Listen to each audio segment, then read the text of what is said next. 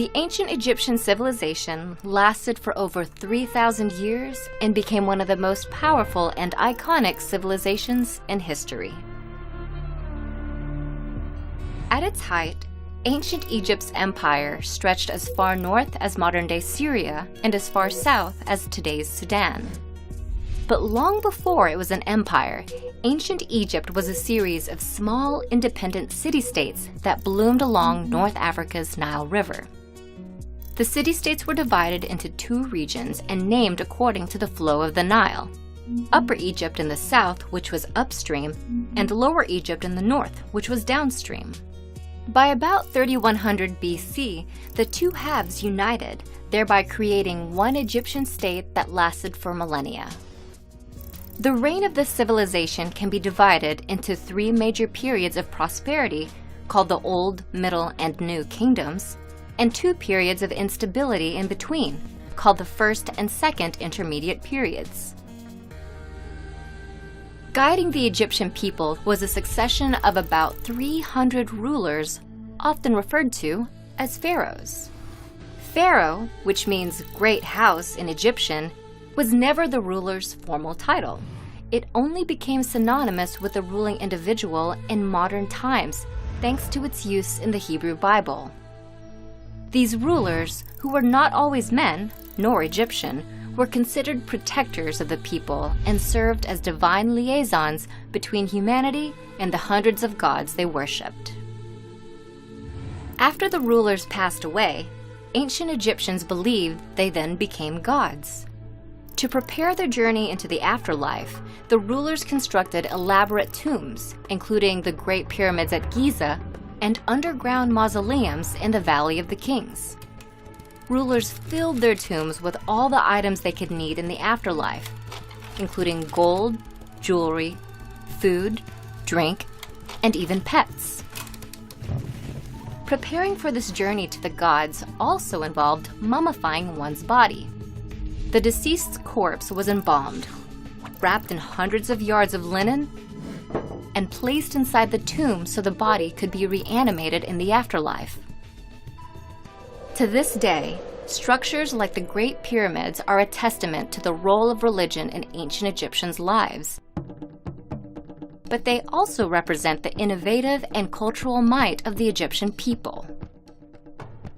Innovations in mathematics and written language in particular propelled their civilization to success. Math, specifically measurement mathematics, helped Egyptians understand and harness their world with numbers like no other civilization had before.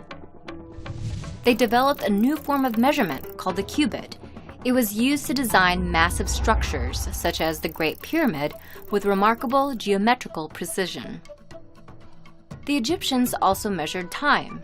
By combining mathematics with astronomy, they established a 24-hour division to the day and created a solar calendar, which was the first dating system in history to feature 365 days in one year. Lastly, Egyptians developed methods to measure and survey land around the Nile River.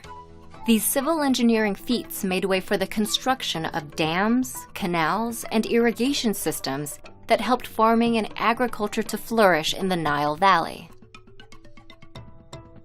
In addition to mathematical concepts, the ancient Egyptians also created written languages to describe the world around them. The oldest and probably most well-known of these is hieroglyphic writing. This system was developed around 3150 BC during the Old Kingdom and has over 700 pictorial characters. It was used to inscribe monuments and pottery and predominantly served a decorative or ceremonial purpose. Soon after, another ancient form of writing, called hieratic, developed out of the hieroglyphic system. It was a form of cursive that was written in ink and served a more functional purpose. Unlike its more formal predecessor, hieratic was written on another ancient Egyptian innovation, papyrus. Papyrus was a type of paper derived from the papyrus plant, which grew plentifully along the Nile River. This medium gave the ancient Egyptians a new avenue of communication and record-keeping that allowed their civilization's administrative skill to grow and their culture to spread for thousands of years. As with all great empires, ancient Egypt came to an end. It was eventually conquered after a series of invasions, including those by the Persian Empire in the 4th century BC and the Roman Empire around 30 BC. Not many civilizations can claim a lifespan of over 3,000 years, let alone one that made vast cultural contributions that still resonate in modern times. Ancient Egypt, with its linguistic and mathematical innovations, spirituality and religion, and extensive political and military might, set a high standard for all civilizations that followed.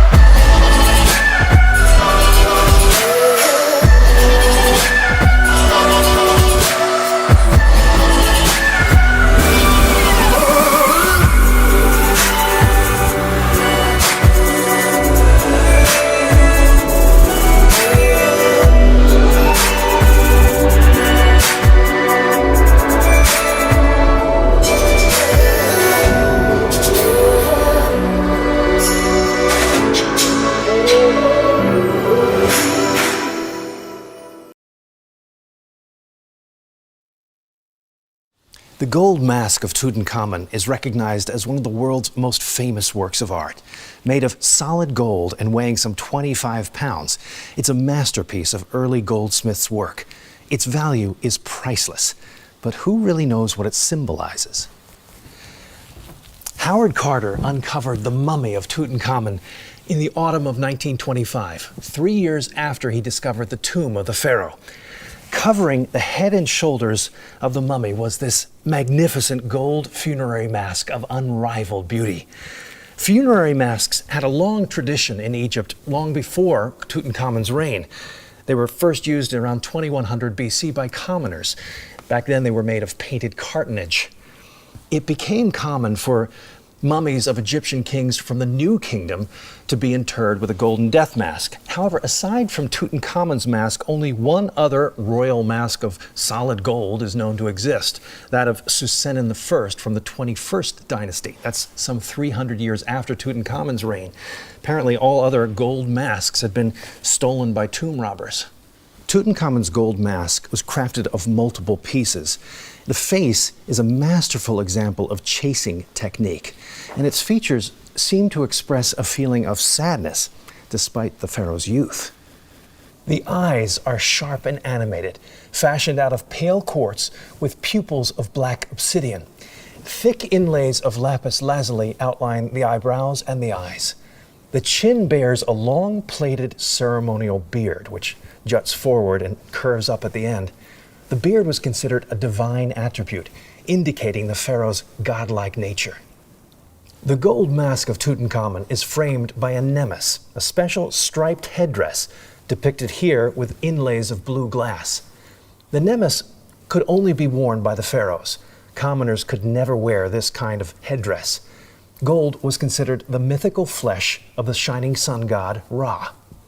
Since the king represented the sun god in the heavens, both in life and in death, the vibrant blue and gold stripes appear to us as an azure blue sky pierced with golden sunbeams. The headdress is crowned with a vulture and a cobra, the symbols of Upper and Lower Egypt. Here, they're fashioned out of gold with inlays of glass, carnelian, and lapis lazuli.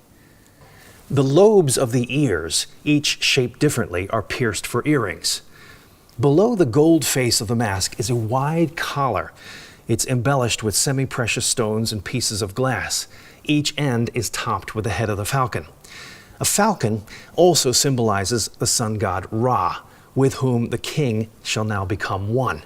The sacred hieroglyphic text on the back of the mask contains a secret spell from the Book of the Dead, protecting the head from evil spirits. One last question remains. If we saw the real Tutankhamun, would we recognize him? Well, perhaps we would. But the mask is not actually intended as a faithful portrait. It shows the king in an idealized form. The Tutankhamun depicted here is immortal and divine, his features rendered as imperishable for an eternal lifetime as the reigning sun god of the heavens.